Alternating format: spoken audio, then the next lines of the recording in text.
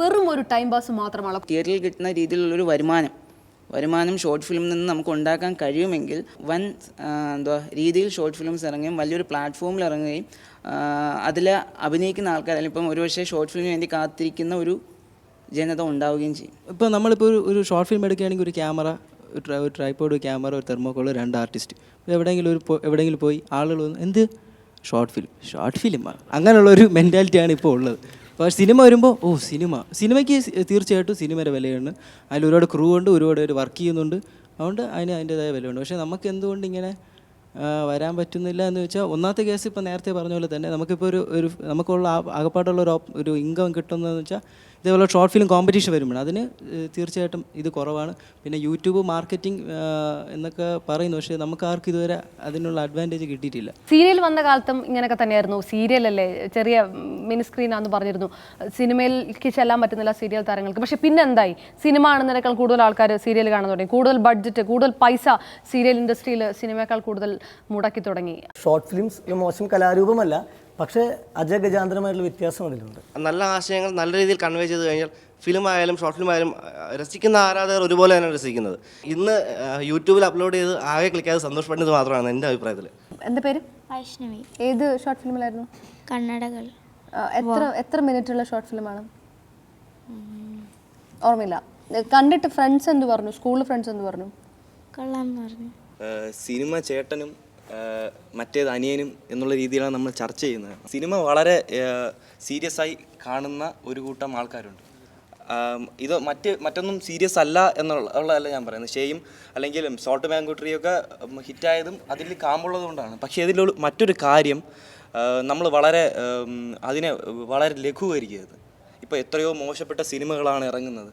അപ്പോൾ അതുകൊണ്ട് സിനിമ വലിയ ഒരു സംഭവവും അല്ലെങ്കിൽ ഷോർട്ട് ഫിലിം വളരെ ചെറിയൊരു അനിയനായിട്ടുള്ള ഒരാളും എന്നുള്ള തരത്തിലാണ് നേരത്തെ തുളസിദാസ് സാർ പറഞ്ഞത്. അപ്പോൾ എനിക്ക് അതിനോട് വിയോജിപ്പുണ്ട്.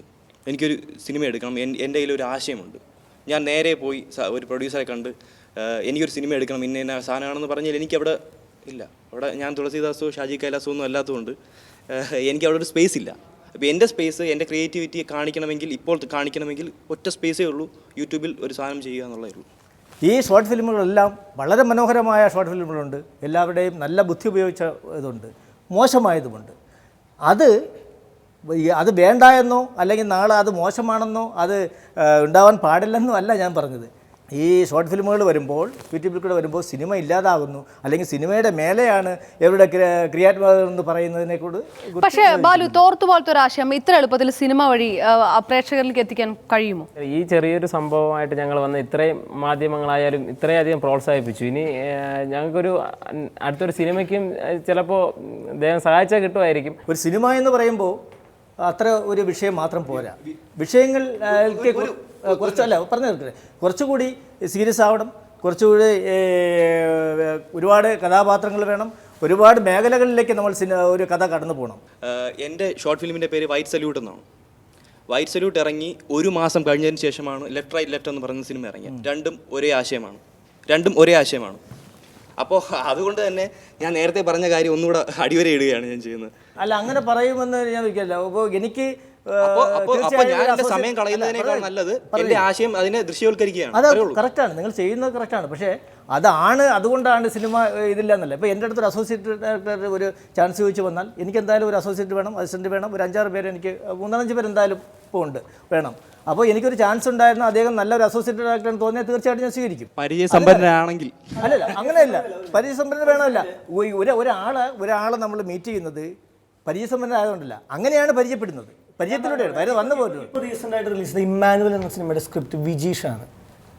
വിജീഷ് നേരത്തെ മുൻ സിനിമാ പരിചയം ഒന്നുമില്ലാത്തൊരു തുടക്കക്കാരൻ, വളരെയധികം ഹാർഡ് വർക്ക് ചെയ്ത് എഴുതിയ സ്ക്രിപ്റ്റ് ലാൽ ജോസ് സാറുമായിട്ട് സംസാരിച്ച് മമ്മൂട്ടി ആ ചിത്രത്തിൽ അഭിനയിക്കാൻ തയ്യാറായപ്പോൾ തന്നെ അതിൻ്റെ ഏറ്റവും നല്ല ഉദാഹരണം, തുടക്കക്കാർക്ക് അവർ നല്ല ക്വാളിറ്റിയുള്ള വർക്കിന് എപ്പോഴും ഇവിടെ ഉത്തരം പറയാം, സഞ്ജുവിനും പറയാം, രാകേഷ് ഗോപനും പറയാം, സത്യസന്ധമായിട്ട് ഇവരുടെ ചോദ്യത്തിന് ഉത്തരം പറയാം. ലെഫ്റ്റ് റൈറ്റ് ലെഫ്റ്റിൻ്റെയും നിങ്ങളുടെയും തീം ഏതാണ്ട് ഒന്ന് തന്നെയാണെന്ന് പറഞ്ഞു. എന്ത് തോന്നുന്നു? ഇപ്പം ഇതുപോലെ നിങ്ങളെ പ്രമുഖരായ പലരെയും സമീപിച്ചിട്ടുണ്ടാവും, ഉണ്ടായിട്ടില്ലെന്ന് എനിക്ക് നിങ്ങളുടെ സംസാരത്തിൽ മനസ്സിലാവുന്നത്. അപ്പോൾ ലെഫ്റ്റ് റൈറ്റ് ലെഫ്റ്റ് ഈ പറഞ്ഞാൽ സാമ്പ്രദായികമായ രീതികളിൽ സിനിമയുടെ രൂപങ്ങളിൽ സിനിമയായിട്ട് വന്നു. പേരെന്തോ നവീൻ.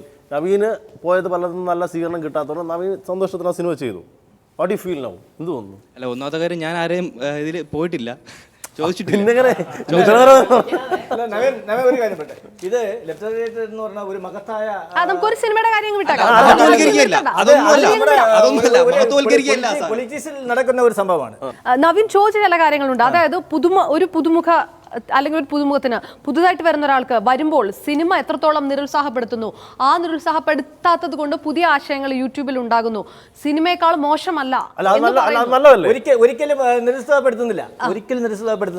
എനിക്ക് നല്ലതെന്ന് തോന്നുന്നു സിനിമയെ ഞാൻ സ്വീകരിക്കും. ഞാനിപ്പോൾ ചെയ്യുന്ന ഒരു പുതിയ റൈറ്ററെ വെച്ചിട്ടാണ് ചെയ്യുന്നത്. ഏതൊരു വ്യക്തിക്ക്, എൻ്റെ കുഞ്ഞായാലും അത് കുറച്ച് കറുത്തതാണെങ്കിലും എൻ്റെ മനസ്സിൽ ആ സിനിമ എന്ന് പറഞ്ഞിട്ടുണ്ടെങ്കിൽ ഒരു വലിയ സംഭവമായിരിക്കും.